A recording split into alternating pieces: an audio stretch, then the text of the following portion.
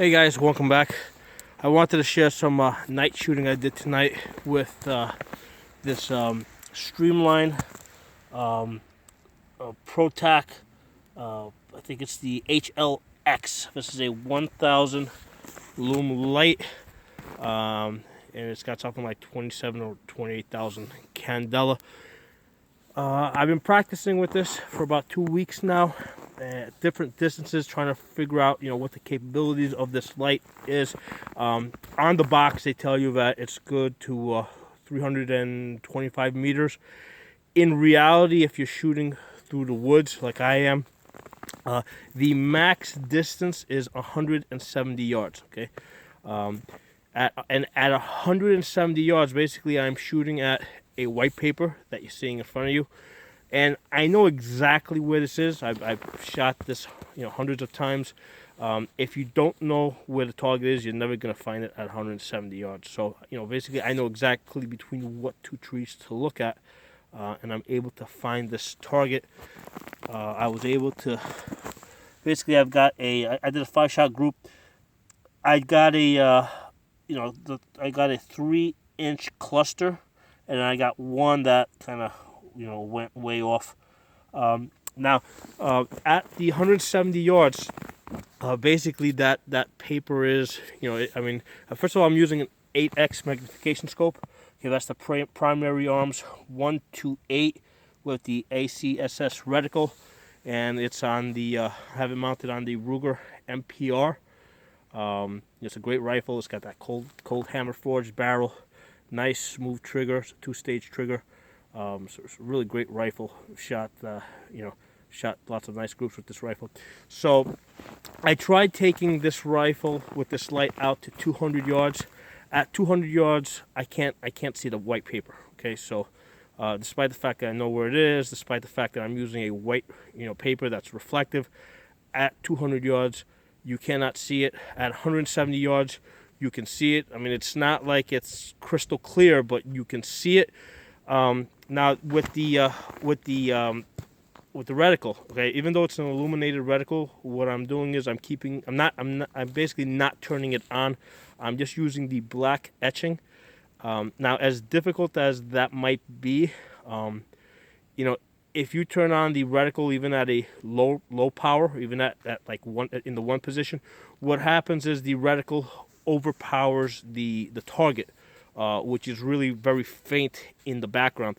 So what I'm doing is I'm basically this reticle has that horseshoe.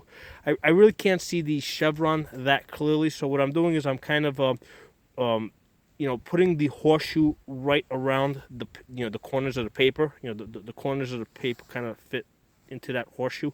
So that's basically how I'm aiming.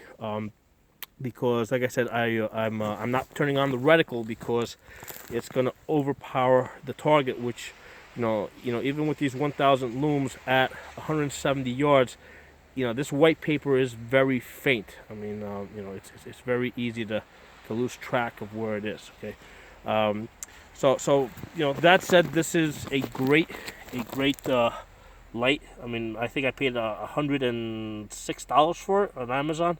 And it comes with the push button in the back, and it also comes with this pressure switch, the pressure pad, which is what I have mounted on it now. It's really convenient on this rifle because it's got an 18-inch barrel, so it's nice having that switch all the way in the back. This way, it's not as tiring. Now, what's happening is after, first I gotta set up this target, walk back, so I'm basically going back and forth over the 170 yards through some pretty thick woods. And what I got is basically I'm wearing a light hat, which allows me to see what's at my feet as I'm moving through the woods. Okay, because it's night. There's some wild animals in this area, some coyotes, some black bears. None of them are likely to attack me, but all the same, what I'm doing is I'm paying attention for sounds. And basically I'm using this as a training exercise. I've got basically, I switched from the 8 power, back to the 1 power. And then what I do is I put the illumination up to like a 5 power, right? So what I'm doing is I'm using that ACSS reticle as a red dot. So every 30 or 40 feet, what I do is I do a scan, ahead of me to see, first of all, where I'm going, and make sure there's nothing around me that I don't want around me. If I hear any sounds, and basically you'll hear like chipmunks or a couple of rodents, from time to time. I didn't hear any tonight, but over the last week I've heard lots of little things running around in the grasses. So what you do is you pay attention to the sounds, and when you hear something, basically you turn the rifle in that direction. Shoulder it, put the light on, and then once you put the light on, scan there, and then do a 180-degree scan.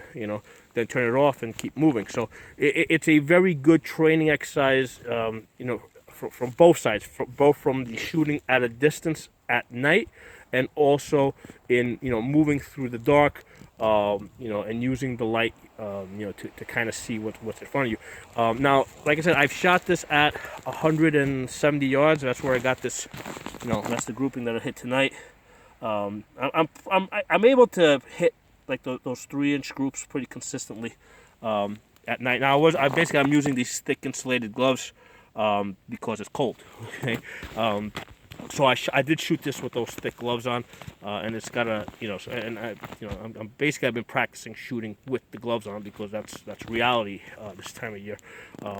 So I've been practicing with that. I've been practicing moving through the woods in that in that 1 power, using the light to scan.